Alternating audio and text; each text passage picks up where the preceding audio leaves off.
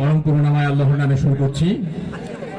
4 নং আনা ইউনিয়ন 4, 5, 6 নং ওয়ার্ড কর্তৃক আয়োজিত আজকের এই কর্মী সমাবেশে উপস্থিত আজকের এই অনুষ্ঠানের মধ্যমণি তথা প্রধান অতিথি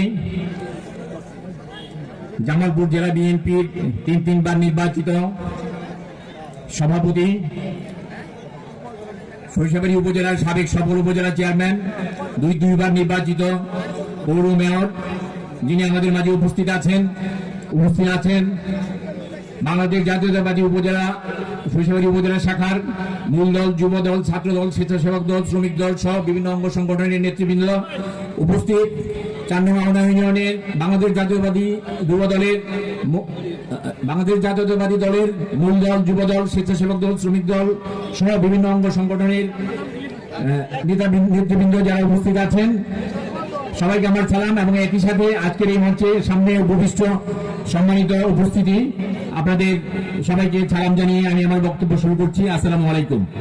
আমি যেহেতু সময় খুব সংকীর্ণ, আমি শুধু অল্প একটু কথা দিয়ে শেষ করব। সেটি হচ্ছে যে আমরা একজন নেতাকে নির্বাচিত করার জন্য আজকে আমরা এখানে সমবেত হয়েছি। নেতা আমাদের প্রথমে বুঝতে হবে হুইজ লিডার। নেতা কাকে বলে? নেতার সংজ্ঞা কি? নেতা হচ্ছে যিনি নিজে স্বপ্ন দেখেন এবং তার কর্মীদেরকে স্বপ্ন দেখান এবং সেই স্বপ্ন বাস্তবায়নের জন্য সবাইকে সাথে নিয়ে ঝাঁপিয়ে পড়েন। স্বপ্ন মানুষ 2 ভাবে দেখে। একটি হচ্ছে ঘুমিয়ে স্বপ্ন দেখে, যেটাকে আমরা ড্রিম বলি। আবার কিছু মানুষ স্বপ্ন দেখে জেগে, যাকে আমরা ভিশন বলি, লক্ষ্য, উদ্দেশ্য।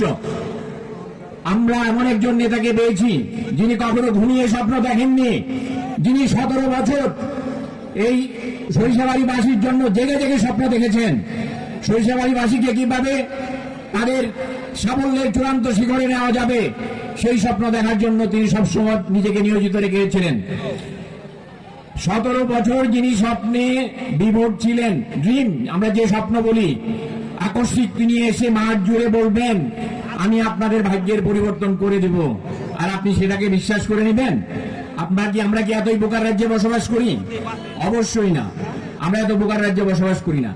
যিনি আমাদেরকে স্বপ্ন দেখান, একটি ভিশন, একটি লক্ষ্য, একটি উদ্দেশ্য, আমরা সেই নেতাকে চাই।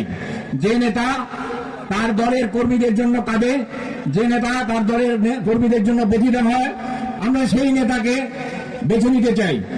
কাজেই আমি এখানে যারা উপস্থিত আছেন তাদের সবার প্রতি উদাত্ত আহ্বান জানাবো যে আপনারা অবশ্যই আগামী নির্বাচনে নেতা বেছে নিতে নিশ্চয়ই ভুল করবেন না।